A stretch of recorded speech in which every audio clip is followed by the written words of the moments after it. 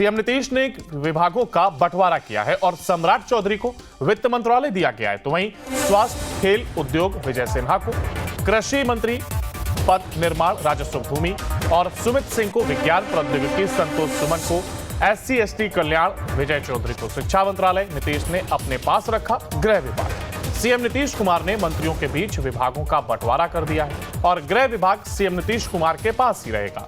Deputy CM सम्राट चौधरी को वित्त वाणिज्य विभाग दिया गया है, जबकि दूसरे डिप्टी सीएम विजय सिन्हा को कृषि विभाग दिया गया है और वहीं शिक्षा के विभाग JDU के विजय चौधरी को दिया गया है। तो अब कहीं ना कहीं जो अटकलें लगाई जा रही थी वो साफ होती दिखाई दे रही है और विभागों का यह बंटवारा नीतीश कुमार के द्वारा किया गया है। वहीं अगर बात की जाए नीतीश कुमार की, तो गृह विभाग उन्होंने खुद अपने पास रखा है और विभागों का यह बंटवारा करते हुए उन्होंने सम्राट चौधरी को वित्त मंत्रालय, स्वास्थ्य, खेल और उद्योग दिया है, जो कि दूसरे डिप्टी सीएम की बात की जाए विजय सिन्हा की, तो उन्हें कृषि मंत्री, पथ निर्माण, राजस्व दिया गया। सुमित सिंह को विज्ञान और प्रौद्योगिकी दिया गया है। इसके साथ ही संतोष सुमन SC/ST कल्याण विभाग उनको सौंपा गया है।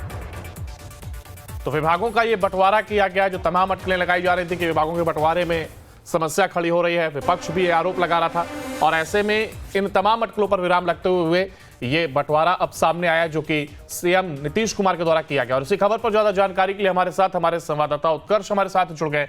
उत्कर्ष, देखिए कल ही हमने दिखाया कि किस तरीके से विपक्ष की ओर से ये सवाल खड़े किए जा रहे थे कि कहीं ना कहीं विभाग के बंटवारे में समस्या खड़ी हो रही है और आज अब वो स्थिति स्पष्ट होती नजर आ रही है।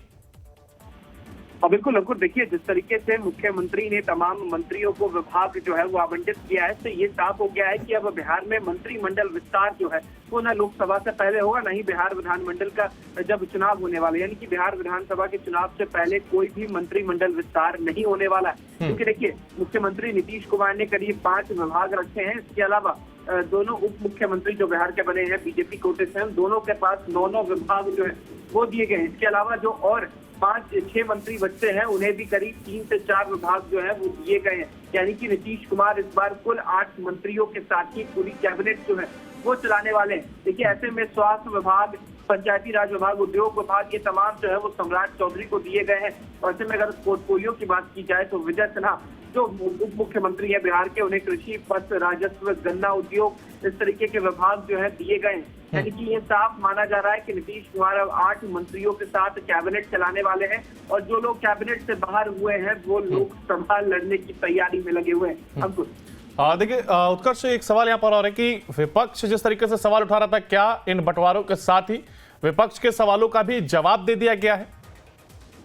बिल्कुल, देखिए विपक्ष लगातार सवाल कर रहा था कि कब मंत्रिमंडल विस्तार होगा, क्योंकि जीतन राम मांझी के भी बयान सामने आ रहे थे। एक मंत्रालय जो है, मंत्री की मांग जो है वो जीतन राम मांझी के द्वारा भी की जा रही थी। लेकिन देखिए जिस तरीके से 8 मंत्रियों के साथ जो नीतीश कुमार है वो सरकार चलाने वाले हैं, इससे विपक्ष को भी आईना नजर आ गया है कि किस तरीके से नीतीश कुमार जो है वो सत्ता चलाने वाले हैं। और साथ ही साथ गठबंधन के नेताओं को भी, क्योंकि इससे पहले जब महागठबंधन की सरकार थी तो सबसे बड़ा पोर्टफोलियो जो था वो मुख्यमंत्री तेजस्वी यादव के पास था, सबसे ज्यादा विभाग उनके पास थे। लेकिन अब देखिए तमाम जो है विभाग वो आवंटित कर दिए गए हैं। केवल 5 विभाग मुख्यमंत्री के पास है और 9 विभाग जो है वो डिप्टी सीएम के पास है। बिल्कुल, फिलहाल बहुत शुक्रिया उत्कर्ष साहब का हमारे साथ जुड़ने के लिए और तमाम जानकारी को साझा करने के लिए। देखिए फिलहाल सीटों का यह बंटवारा हुआ है और अगर नीतीश कुमार की बात की जाए तो गृह विभाग उन्होंने अपने पास रखा है। इसके साथ ही उन्होंने सम्राट चौधरी जो कि डिप्टी सीएम और विजय सिन्हा है, ये 2 डिप्टी सीएम है, उनको भी महत्वपूर्ण विभाग दिए गए हैं। तो यहाँ पर कहीं ना कहीं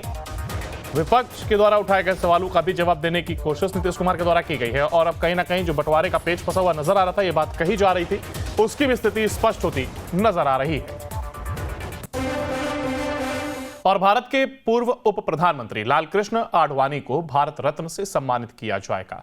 प्रधानमंत्री मोदी ने सोशल मीडिया